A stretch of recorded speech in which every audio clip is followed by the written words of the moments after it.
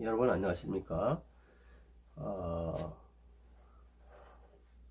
지금 이제 수업이 중반에 들어가고 있습니다. 그동안에 여러분들이 꾸준히 잘 따라와 주셔서 감사를 드리며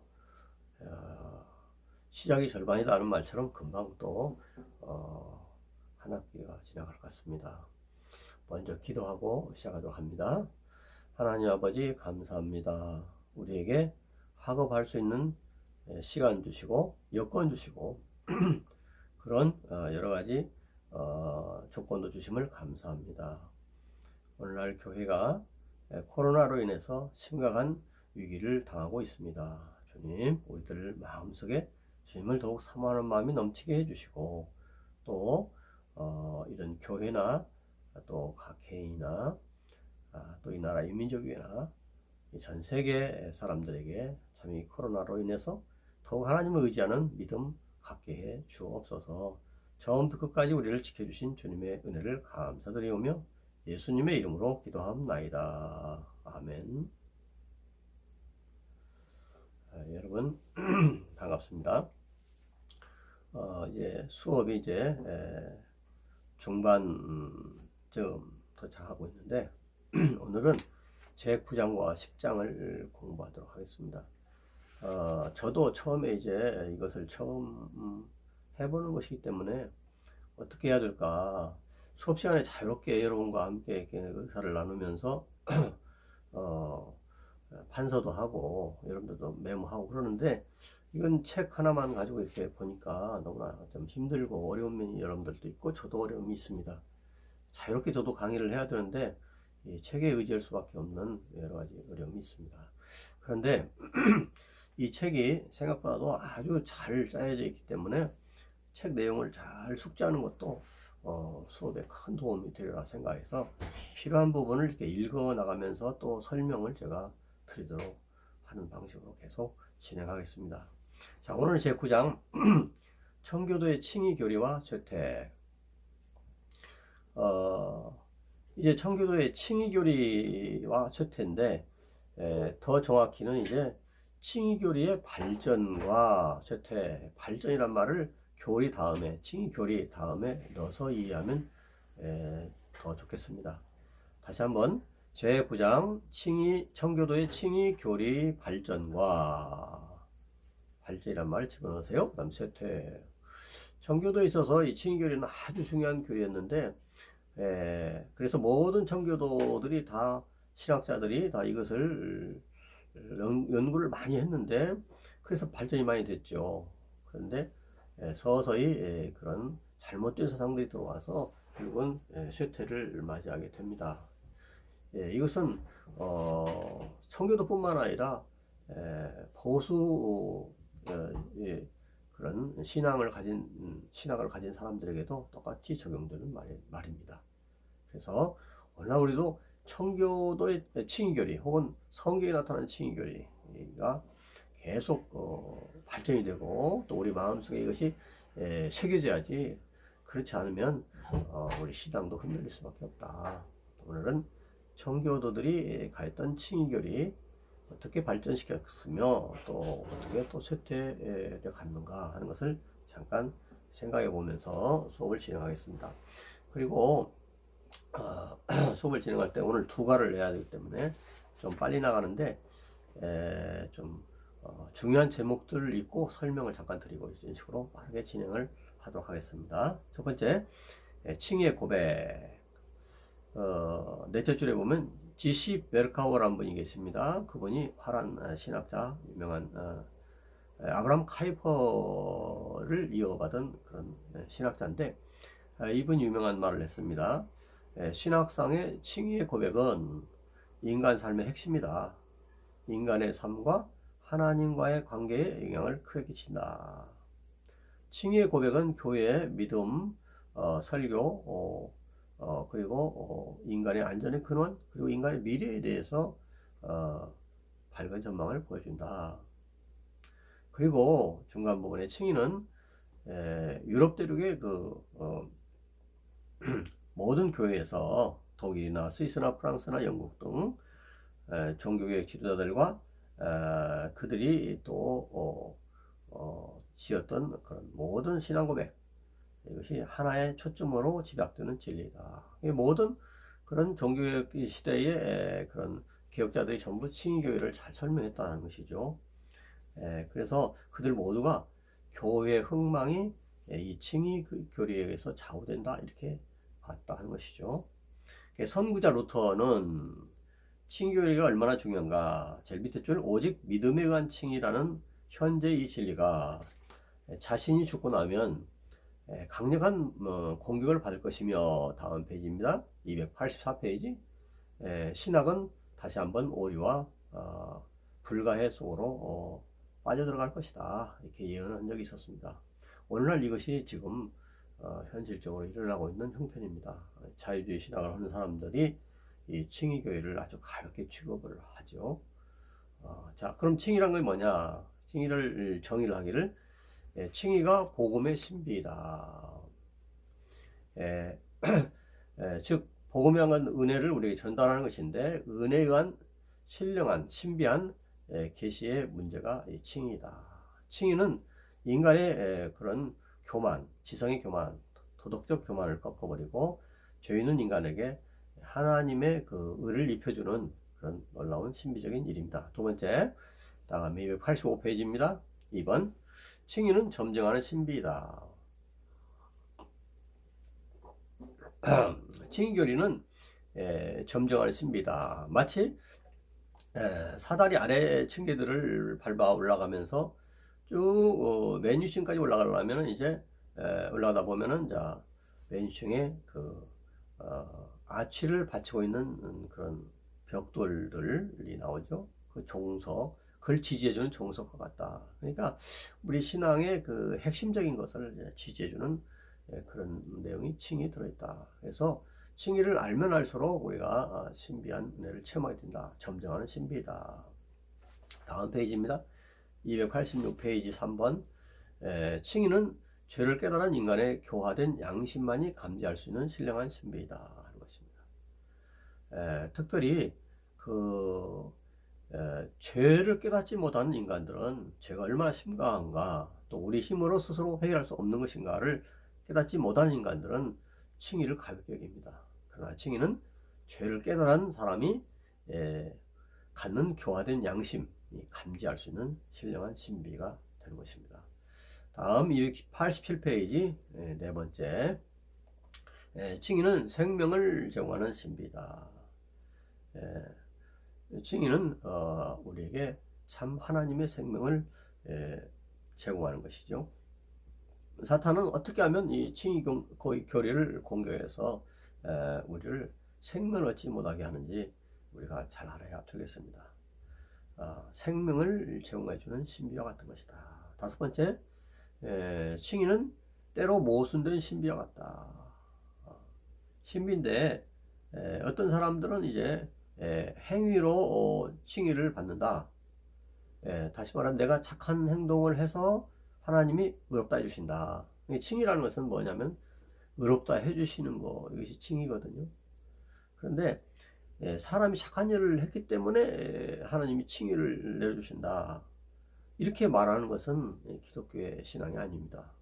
타락 이래 인간의 자연 종교에서 말하는 주장들입니다. 행위한 칭의, 내가 열심히 착한 일을 했더니 하나님이 의롭다 해주셨다, 그게 아니에요. 모든 인간이 죄에 빠졌는데 하나님께서 선물로 예수 그리스도를 보내주시고 그분을 믿음으로 우리가 우리 행위가 아니라 하나님의 은혜로 칭의를 얻는 거죠. 근데 인간의 행위에 의해서 칭의를 받는다, 이것은 타락의 인간의 자연 종교에서 말하는 것이고 성경에서 절대 주장하는 것이 아닙니다. 288페이지 첫 줄, 청교도들은 펠라기안주의, 알미니안주의, 반종교개혁, 종교개혁을 반대하는 그런 로마 가톨릭에서 일으켰던 그런 운동이죠. 펠라기안주의, 알미니안주의, 그리고 반종교개혁, 그러니까 로마 가톨릭, 이런 신학적 트리오 세 부류가 복음에 의해 수퇴된 사생아로 청교도는 봤다. 그러니까 이들은 이런 그런 칭의교리에 대해서 올바로 말하지 않습니다. 그래서 이것을 사생아와 같다 이렇게 표현하고 있습니다. 289페이지 첫 줄입니다. 개신교 교리가 청교도 시기 16세기 후반 말부터 17세기 말까지 발전했습니다. 칭의교도 많이 발전했죠. 그러나 그것이 이제 곧 쇠퇴하게 되는데, 쇠퇴하게 된 원인은 네 번째 줄, 쇠퇴는 이성주의와 자연주의 영향하에 일어났다. 그리고 복음적인 경건에 대해서 적대 감정을 가진 사람들이 이것을 칭의교리를 부정하게 됐다. 자, 그러면 칭의의 요점 2번 칭의의 요점, 이것은 칭의의 발전입니다. 발전 과정을 여기서 말한 것입니다. 칭의의 발전 과정. 자, 밑에서 다섯 줄, 개혁신학의 주류의 제2세대와 제3세대에 위치한 청교도들은, 이제 청교도들은 이제 종교의 1세대는 아니고 혹은 2세대 혹은 3세대 정도로 봅니다. 이런 청교도들은 루터의 그 강조, 칭의를 강조하는 것을 이어받아서 거기에 더 발전된 관심을 부여했다. 제 밑에 줄, 만일 루터의 관심이 복음적인 것과 설교의 기능이었다면 이런 것을 좀 더 발전시킨 것이 영광의 찬미와 예배 기능이었다. 그래서 이 세 번째 줄, 종교개혁자들의 칭의에 대한 설명은 7가지 요점으로 요약된다. 290페이지. 이런 것들, 종교개혁자들의 이런 칭의에 대한 설명을 사실은 더 발전시킨 것이 청교도죠. 근데 종교개혁자들은 칭의에 대해서 어떻게 설명했었느냐? 자, 1번, 모든 사람은 하나님의 심판대에 마주하여 하나님께 스스로 답변해야 된다. 교회가 이 일로부터 그를 보호할 수 없다. 개인적으로 하나님의 심판대 앞에 서서 스스로 답변해야 된다. 내가 죄인인데 내가 어떻게 구원받았느냐, 내가 죄인인데 어떤 삶을 살았느냐, 다시 다 이렇게 변호할 때가 올 것입니다. 두 번째, 모든 사람은 본성과 실행이 있어서 죄인이다. 하나님 율법을 잘 지키지 못한 사람이다. 따라서 하나님의 진노를 받을 수밖에 없다. 이것을 알아야 됩니다. 세 번째, 그래서 칭의가 나오는데, 칭의는 범죄한 죄인을 용서하시고 그를 의롭다고 인정하시고 자녀로 받아주시는 하나님의 사법적 행위다. 칭의는 인간이 착한 일에서 칭의받는 것이 아니고 범죄한 죄인을 용서하시고 의롭다고 인정해 주시는 하나님의 사법적 행동이다 하는 것이죠. 다음에 네 번째, 칭의의 원인은 인간의 노력이나 인간의 추도가 아닌 은혜다. 은혜의 한 종류다 하는 것입니다. 우리가 은혜로 구원받죠. 에베소 2장 8절 9절에 보면은 사람이 은혜를 인하여 믿음으로 말미암아 구원을 얻나니 이것이 너희에게서 나는 것이 아니요 하나님의 선물이라고 그렇게 말하죠. 여러분, 우리가 믿음으로 구원받는다. 그러면 믿음이 행위가 돼가지고 내 공로로 구원받는다고 생각할 수 있어요. 절대 그것이 아닙니다. 이 믿음은 뭘 믿는 믿음이냐 중요해요. 자, 하나님의 은혜를 인하여는 이제 근본적인 걸 말하는 근원적인 거. 그다음 믿음을 말미암아 뭘 믿느냐? 그 은혜를 믿는 거예요. 그러니까 내가 착한 일을 해서 의롭다함을 받는 게 아니라 하나님의 은혜를 믿음으로 의롭다함을 받는 것입니다. 이것이 너에게서 난 것이 아니요 하나님의 선물이라 이렇게 말하고 있잖아요. 칭의는 범죄한 죄인을 용서하시고 그를 의롭다 인정하시고 자녀로 받으리는 하나님의 사법적 행위고, 칭의의 원인은 인간의 노력이나 인간의 추도가 아닌 하나님의 은혜이다. 원인. 다음에 칭의의 근거는 우리 공로가 아니라 그리스도의 대리적 의와 피 흘리십니다. 그리고 믿는 것도 우리가 우리 공로를 믿는 게 아니에요. 예수 그리스도의 대리적 의, 피 흘림으로 우리가 의롭다함을 얻는 것이죠. 그 다음에 칭의의 수단은 예수 그리스도를 믿는 믿음이다. 칭의의 원인은 그렇고 근거와 원인은 그렇고 하나님에게 있고 그리스도에게 있고, 수단은 뭐냐? 예수 그리스도를 믿는 믿음이다. 그건 내 자신이 뭐 의롭다 살았다고 해서 칭의 되는 게 아니에요. 예수 그리스도를 믿는 믿음 있기 때문에 믿음인데, 이 믿음은 누굴 믿느냐? 예수 그리스도를 믿는 믿음이에요. 그래서 칭의의 원인과 근거가 다 제시되어 있고 그거를 믿음이라는 수단을 통해서 우리가 칭의를 얻는 것입니다. 그 다음에 이제 믿음의 열매 일곱 번째, 그 믿음의 실제 증거는 분명한 회개와 선행의 삶이다. 칭의 받은 사람은 믿음으로 칭의를 얻었는데 하나님 은혜로 믿음으로 칭의를 얻는데 그런 사람은 반드시 회개와 선행의 삶으로 그 표현돼야 된다 하는 것입니다. 자, 291페이지 칭의의 근거.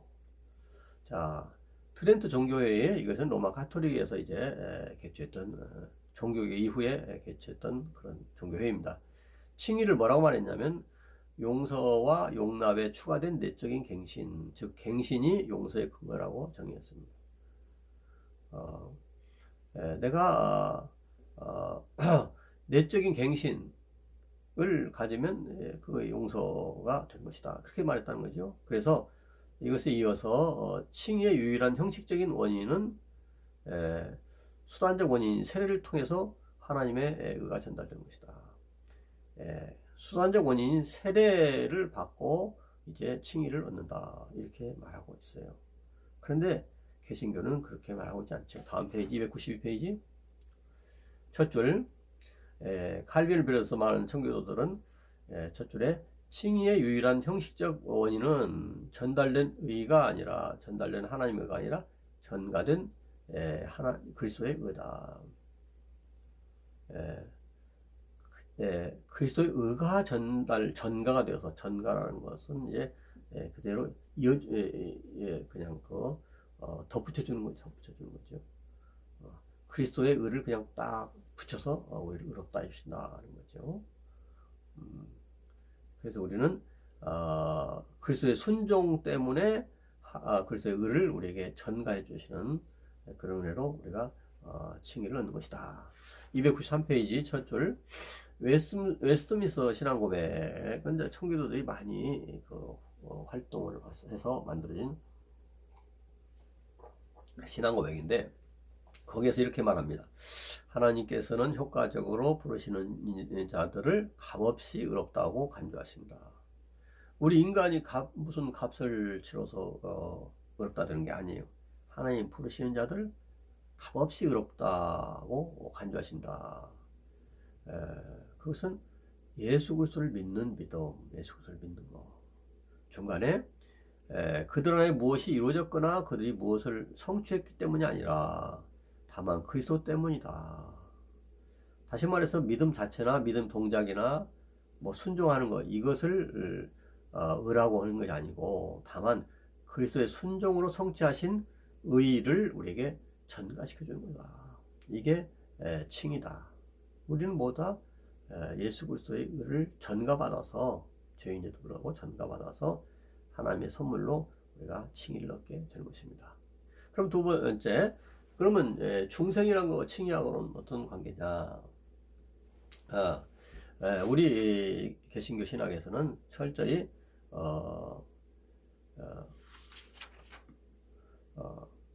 우리 중생 칭의 연결을 시킵니다. 자, 295페이지 294페이지 알미니안주의 또 로마 가톨릭주의 이런 사람들은 잘못된 얘기를 하지만 청교도의 응답은 이 두 가지다. 아래의 두 가지다. 자, 294페이지 1번 청교도들은 종교개혁자들의 유일한 칭의의 도구인 믿음으로 칭의 얻는다고 말했다. 칭의의 도구는 믿음입니다. 칭의 원천이 아니에요. 믿음은 칭의 원천이 아니에요. 믿음은 칭의의 도구이다. 2번 청교도들은 칭의의 믿음이 칭의의 도구인 믿음이 도구라고 집어넣어야죠. 제일 밑에 줄 두 번째 줄 칭의의 도구인 믿음이 칭의의 도구란 말을 집어넣어야 되겠어요. 믿음이 중생을 포함하는 효과적인 부르심을 통해 하나님에 의해 주어진다는 걸 강조했다.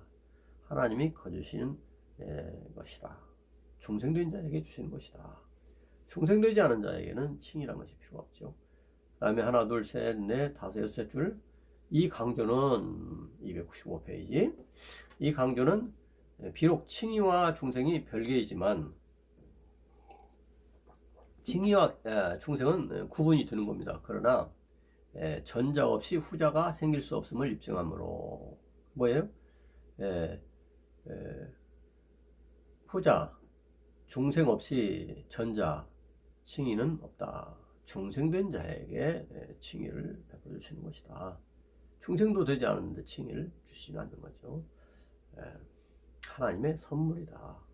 다음에 칭의와 언약과의 관계. 칭의라는 것은 언약과 무슨 관계가 있느냐? 특히 우리 장로교나 또 청교도들은 이제 언약 신학을 굉장히 발전시켰습니다. 그래서 청교도는 언약 신학이라고 하는 것을 발전시켰다. 그들은 이 신학을 이신칭의라는 보석이 진열되어야 할 성경적 무대로 봤다. 다시 말하면 언약 신학이 여러 가지 뭐 내용들이 많은데 그것이 이제 보석이 뭐냐? 그런 여러 가지 것들 중에 이제 보석이 뭐냐면 이신칭의 믿음으로 칭의 얻는다는 것. 이신칭의 혹은 의신칭의 믿음에 의해서 칭의 얻는다. 이신칭의 믿음을 가지고 칭의를 얻는다. 뭐 이런 뜻입니다. 이런 보석이 여기에 연약신약 안에 들어있다. 그렇게 청교도들은 신학을 전개했던 것입니다. 다음 페이지 쭉 보겠습니다. 자, 297페이지. 청교도의 칭의교리의 발전의 마지막 요소는 청교도 진영 내에 그릇된 진술이 좀 있었는데 이 교리를 그들의 진술로부터 보호하는 것이었습니다. 웨스트민스터 신앙고백 11장에는 이 두 가지 탈선을 맡고 있다. 자, 첫 번째 칭의가 영혼부터 믿음 이전부터 존재한다고 하는 거. 이것은 잘못된 것이다. 이건 비성경적일 뿐만 아니라 목회에 있어도 해가 된다. 칭의가 영혼부터 그냥 믿음 이전부터 그 사람에게 주어졌다. 이건 아니다 이거죠.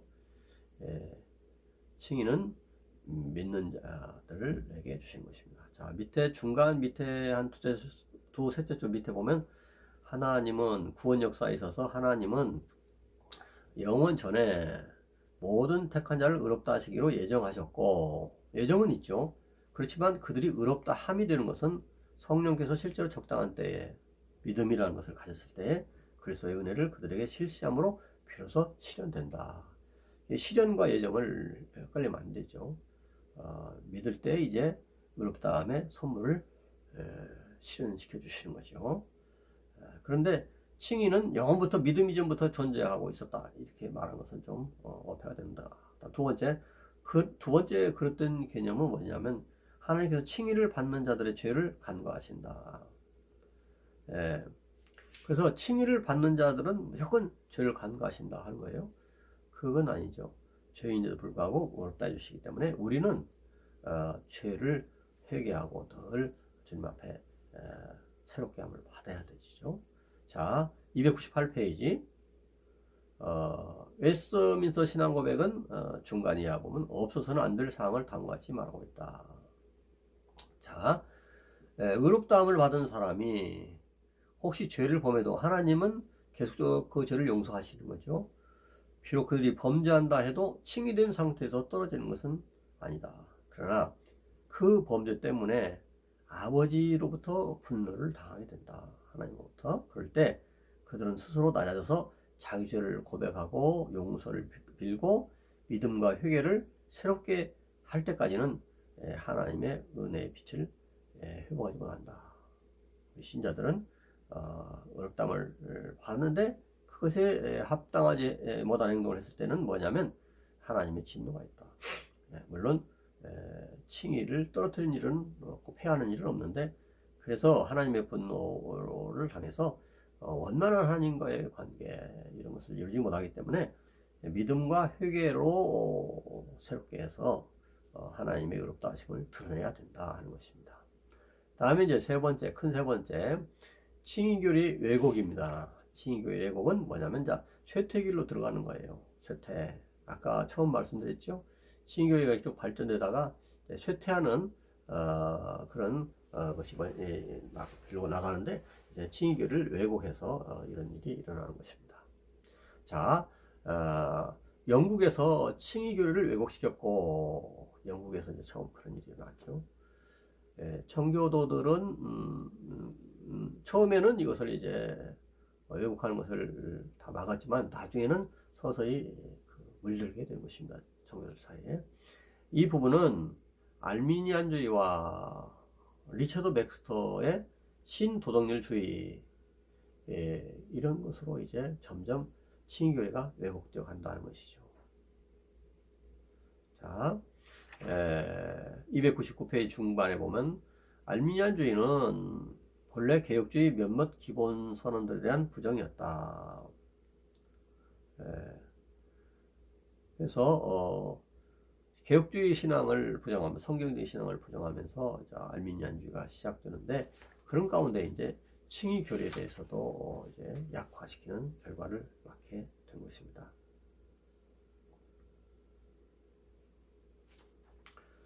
다음 번째 301페이지 제일 밑에 단 알미니안주의는 청교도의 대열로 조금씩 잠식에 들어왔다. 알미니안주의가 청교도에 점점 잠식해 하는 거예요. 그래서 유일한 알미니안 청교도는 누가 있냐면 밑에 두 번째 존 구드윈이라는 사람이 있었는데 존 구드윈은 흔히 찰스 구드윈과 다른 사람이에요. 찰스 구드윈이라는 사람은 이제 건전한 신앙을 가졌지만 존 구드윈은 이제 처음으로 알미니안 청교도가 됐습니다.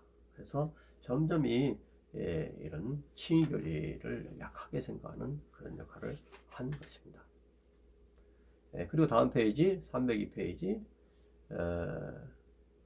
그 왕정 복고 후에 영국 교회 이제 왕정 복구 전에는 이제 웨스트민스터 신앙고백, 웨스트민스터 정교회의가 열렸고,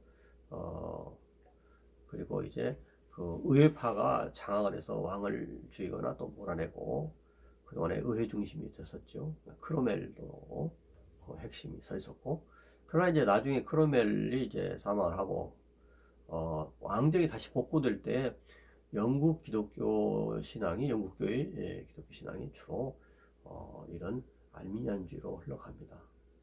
그래서 다섯 줄 행위에 의한 칭의를 가르칩니다. 행위에 의한 칭의를 가르치기 시작했어요. 그리스도의 은혜로 우리가 칭의를 얻는다는 게 아니고 자기 자신이 착한 일을 해서 칭의를 얻는다 이런 것을 가르치겠다.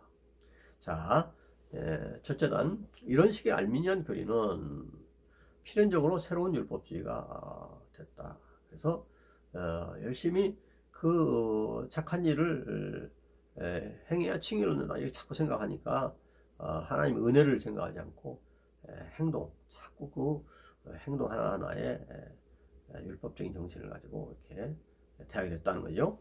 다음에 제일 밑에 간 유럽 대륙에서 알미니안 논쟁의 결과로 나중에는 이제 프랑스 샤우머 신학교에서 이제 개혁 정통파 신학에서 좀 이탈하는 일이 생깁니다. 프랑스 샤우머 신학교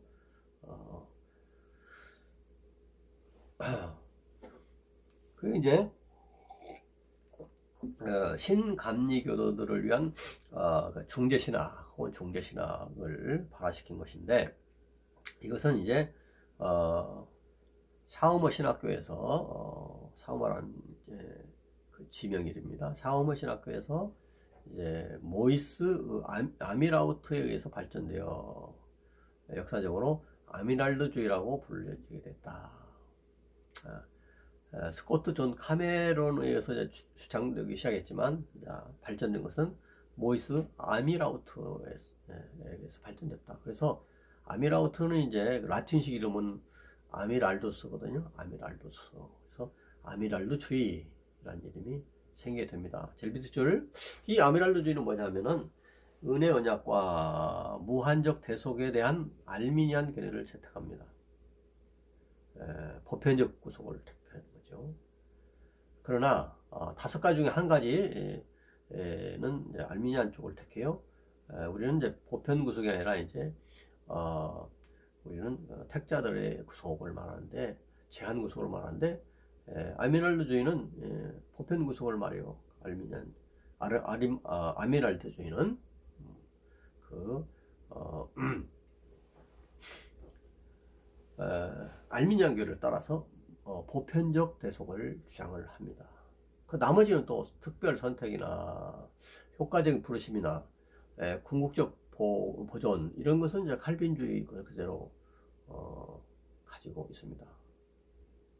그래서 칼빈주의 교리 가운데 한 가지 보편적 대속, 우리는 이제 제한적 대속인데 보편적 대속을 취하고 나머지는 또 네 개는 같아요.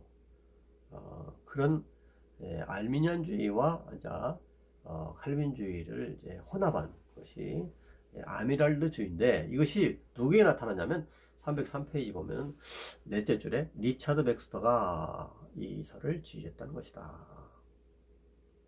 자, 결국은 17세기 전환점에 아미랄드주의는 영국과 스코틀랜드에서 인기를 누리게 됐다.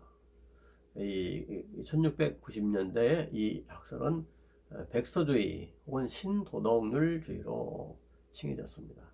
자, 리처드 백스터는 우리가 이제 참목자상을 주저로 생각하는데, 리처드 백스터를 많은 사람들이 이렇게 청교도 중에 청교도다 생각하고 책을 많이 읽죠. 그런데 백스터의 신앙사상 가운데 좀 우리가 경계해야 할 것이 있다는 거죠.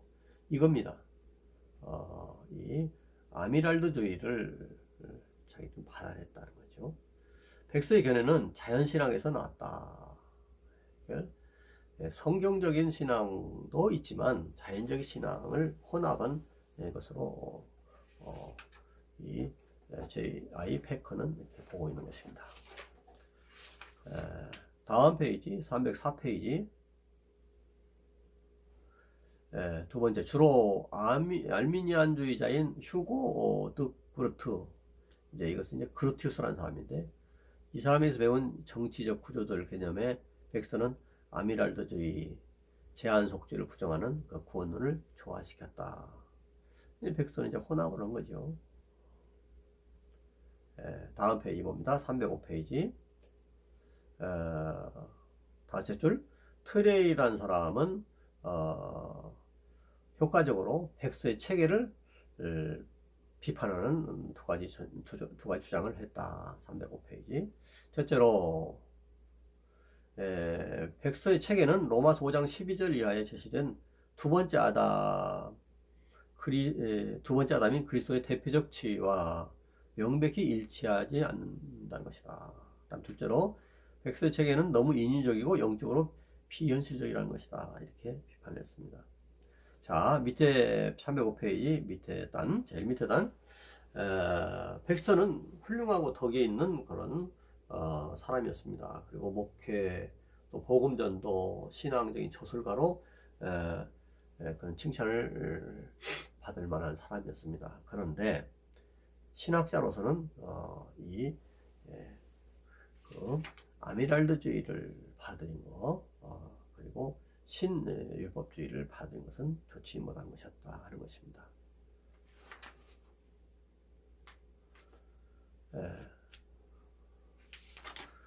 그래서 306페이지 그의 그런 신학의 그 잘못된 점들, 첫째, 그 자체가 이성주의적이고, 두 번째, 죄에 대해서 개념이 흐려지는 것이고, 세 번째, 예수님을 구세주의 신분이라기보다는 심판자로서 너무 강조했다는 것이고, 네 번째로 믿음이란 것을 신하의 충성과 위탁 이런 정도로 보는 것이기 때문에 자기 절망적 의뢰의 중요성을 시야에서 놓쳐버린다. 뭐 이런 것들. 그 다음에 307페이지 5번, 이 하나님에 대한 정치적 관념은, 정치적 관념이란 앞에 쭉 얘기가 있어요. 무슨 뜻인가? 하나님, 진정한 의미에서 하나님을 상실한다.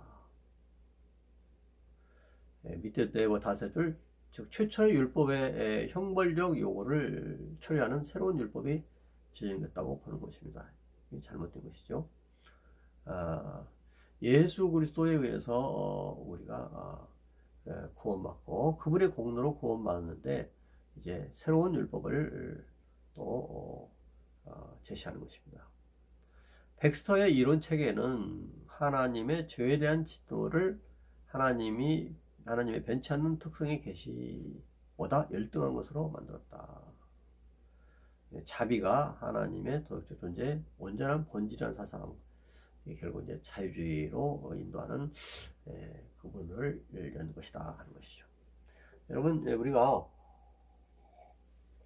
성경을 보면서 이렇게 하나님의 사랑과 공의를 동시에 우리가 생각을 해야 됩니다. 하나님 사랑만 얘기해가지고 오늘날 여러 가지 문제들이 많잖아요. 하나님은 뭐 사랑이신데 동성연애가 무슨 문제냐 뭐 하면서 뭐 죄를 지어도 뭐 하나님 사랑이신데 뭐. 그래서 목회자들에게 동성연애자들이 이제 결혼 주례를 부탁해요. 그 미국 같은 사회에서는 그 주례를 거절하면은 이제 벌금 물게 돼 있어요.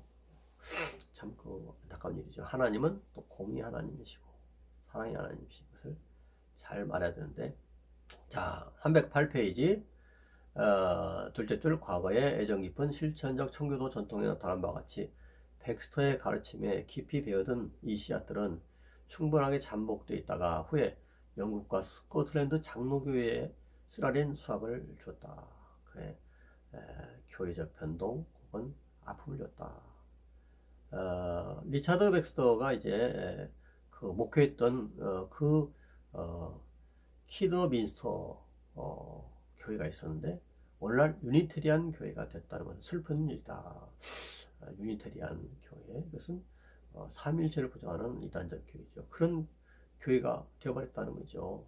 그래서 칭의교리 쇠퇴, 신앙의 본질에 대한 쇠퇴로 이어질 수 있는 것이다. 백스터의 경우에서 우리가 잘 볼 수 있는 것입니다. 자, 308페이지 휘필드의 설교가 있습니다.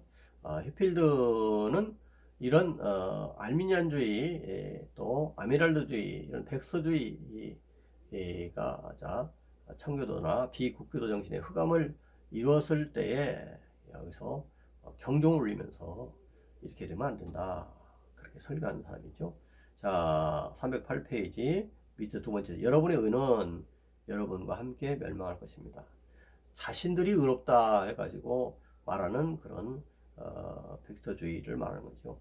여러분과 함께 멸망할 것입니다. 불쌍하고 가련한 인간들이요, 자기 죄 때문에 멸망을 알지 못합니까? 309페이지 다섯째 줄, 여러분 자신의 의보다 나은 의를 받으십시오. 하나님의 의라는 거죠. 예수 그리스도.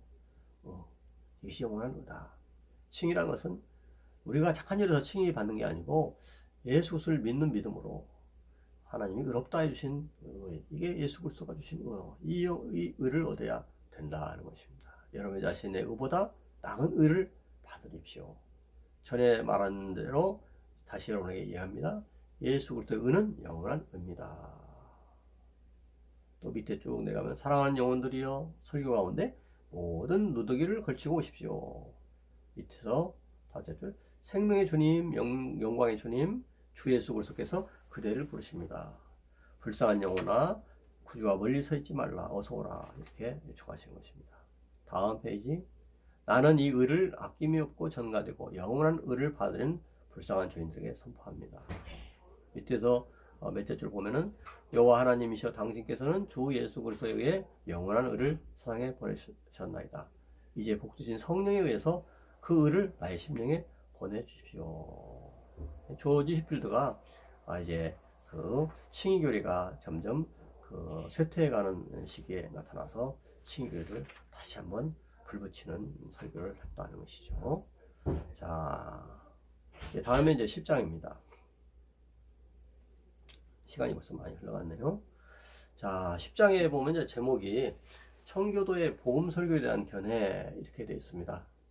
그래서 이 복음 설교 이 10장에 설명하고 있는데, 제가 이제 이 책을 읽으면서 이 복음과 설교, 이것을 또 따로 이 책에서 또 취급을 하고 있어요. 이것이 좀 의문이 된다 생각이 듭니다. 자, 528페이지 보겠습니다. 528페이지 보면은 제목이 청교도의 설교, 그 왼쪽에 보면은 저기 제17장 왼쪽에 보면 제6부 청교도와 목회. 자, 17장 청교도의 설교. 설교 한번 나오죠? 설교 한번 나오죠?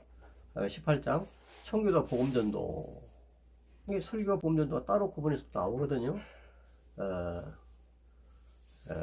그런데 여기서 이제 청교도 10장에 청교도의 복음 설교에 대한 견해 이렇게 말하니까 이 복음 설교하고 여기 또 528페이지 그 순서에 본 것처럼 설교가 나오고 그 다음에 복음전도 또 나오는데 이게 뭐냐 헷갈릴 수 있다.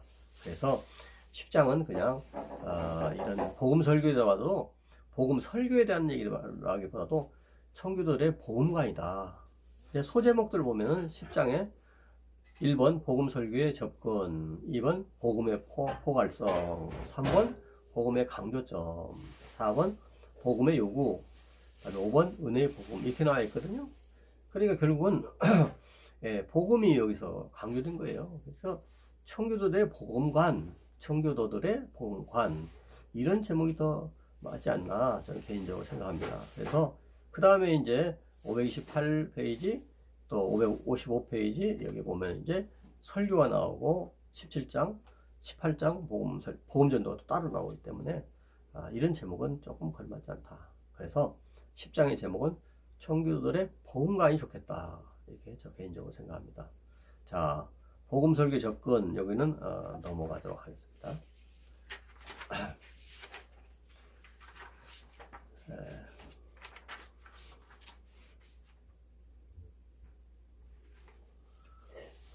자, 여기 보면 이 317페이지 중간 밑에 청교도들의 설교들과 주해들은 5가지로 분류된다. 청교도들의 설교와 주해, 성서주해, 성경주해들은 5가지로 분류된다. 죄에 대한 논문이 나옵니다. 죄에 대한 논문들이 나오고 다음 페이지 318페이지 그리스도 직분과 사역에 대한 논문들이 많이 나오고 그 다음에 318페이지 3번 믿음과 회심에 대한 논문 319페이지 그리스도께서 신자들을 인도하시는 하나님의 교제의 부유함을 탐구하는 은혜 언약에 대한 논문들 그 다음에 5번 위선과 명목상의 기독교 신앙에 대한 논문들 그래서 복음 설교가 연관된 복음과 연관된 것들 이런 5가지를 여기서 설명하고 있습니다. 그 다음에 320페이지 여기서 이제 제가 복음관이라 이렇게 제목을 바꾸자고 그랬는데 첫 번째 이제 복음의 포괄성. 자, 320페이지입니다. 무엇보다도 복음의 포괄성을 청교도들은 이해를 했다.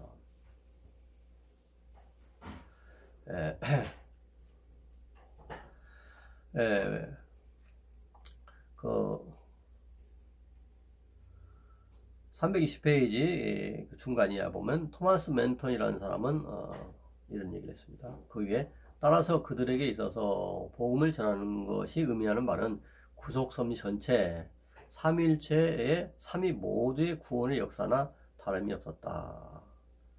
복음의 유학은 이것이다. 토마스 맨턴의 글 회개와 믿음에 의해서 이제 나가는 자들 용서해 주시고 또 회개하지 않는 자들에게는 영원한 형벌로 정죄하신다는 그런 말에서 나타나고 있다.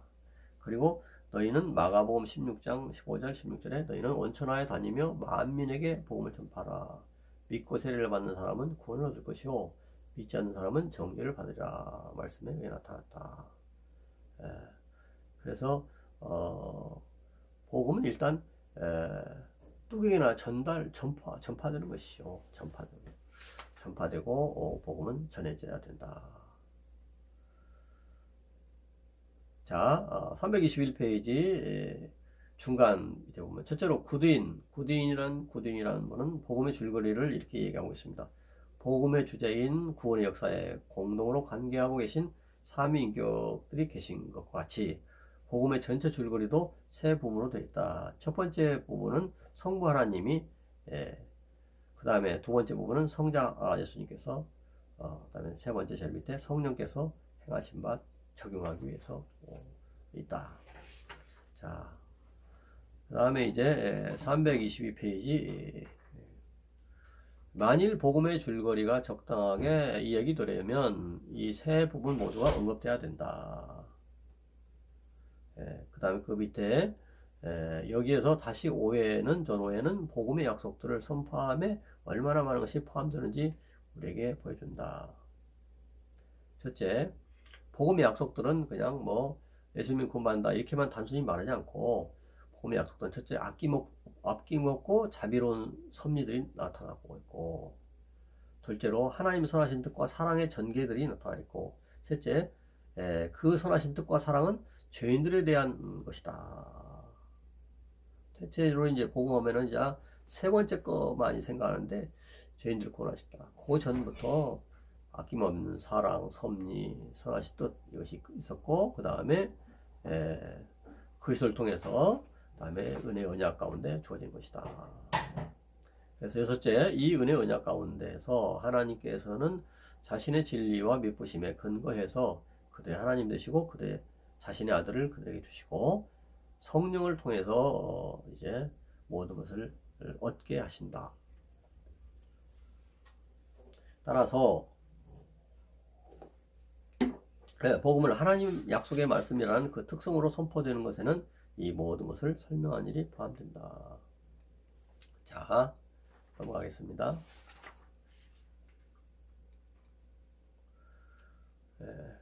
325페이지.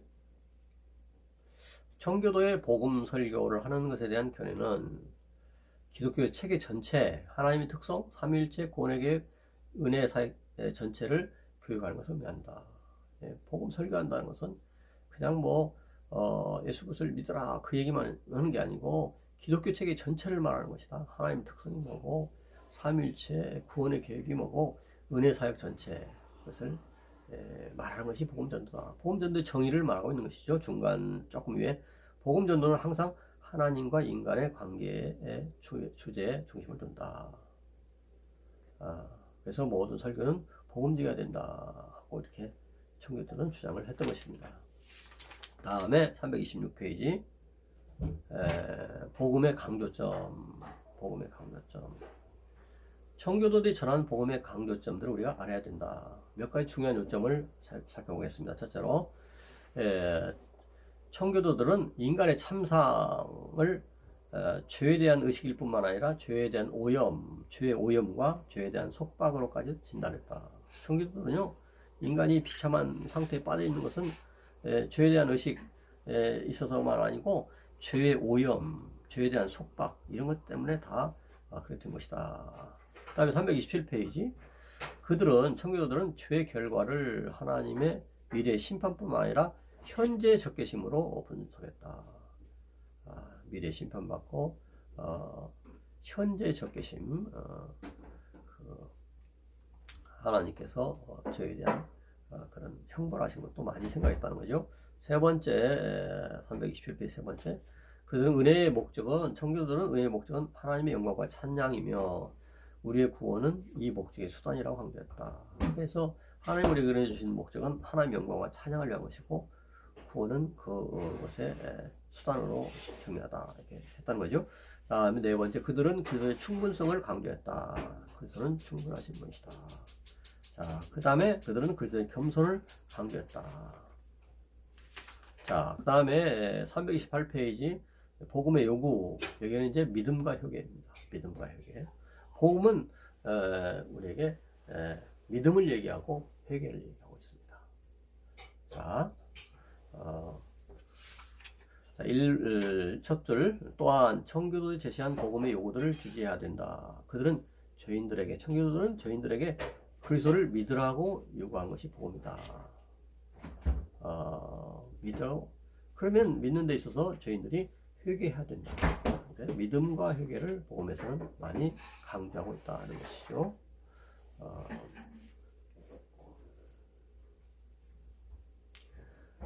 우리는 쭉 이제 넘어가면서 보면서 믿음 그리고 회개 이 두 가지 것을 강조를 해야 되는 것입니다. 자, 믿음에 대해서는 여기 쭉 살펴보고 믿음의 근거, 믿음에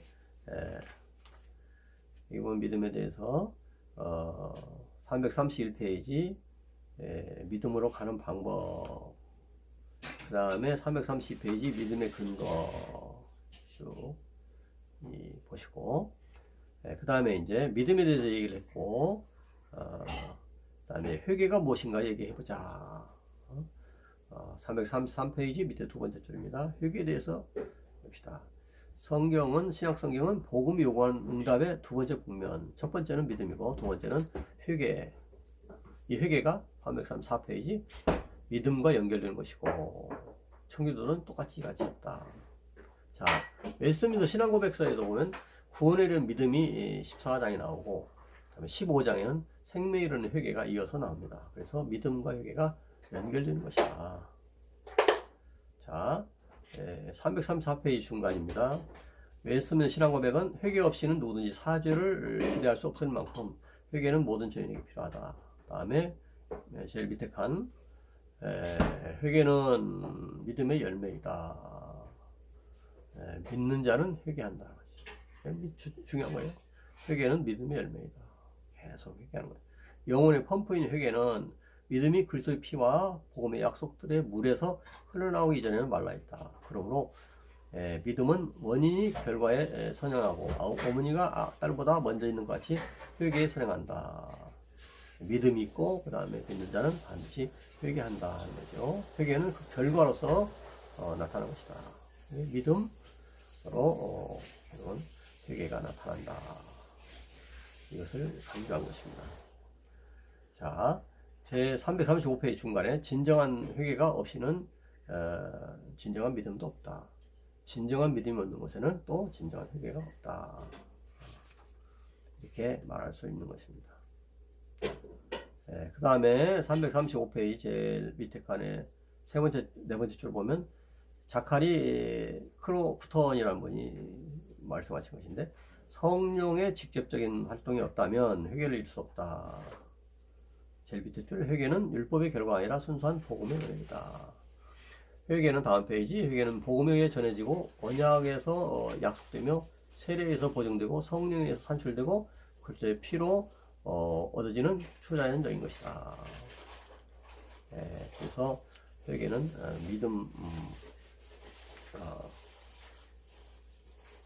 믿음에 따르는 것이다. 믿음이 따르는 것이다 하는 것입니다. 그래서 청교도들은 믿고 회개라는 것을 굉장히 강조했죠. 자, 339페이지 은혜의 복음 마지막입니다. 청교도들은 이렇게 값없이 주시는 주권적 은혜의 복음을 전파했다. 덱스터와 마찬가지로 그들은 인간의 회심과 구원에 대한 갈망에 의해 동기를 보여왔다. 그러나 이 동기보다 훨씬 더 큰 두 가지 다른 동기들이 있었는데, 그것은 하나님께 영광을 돌리는 일이고 그것을 찬양하고자 하는 이중의 열망이었다.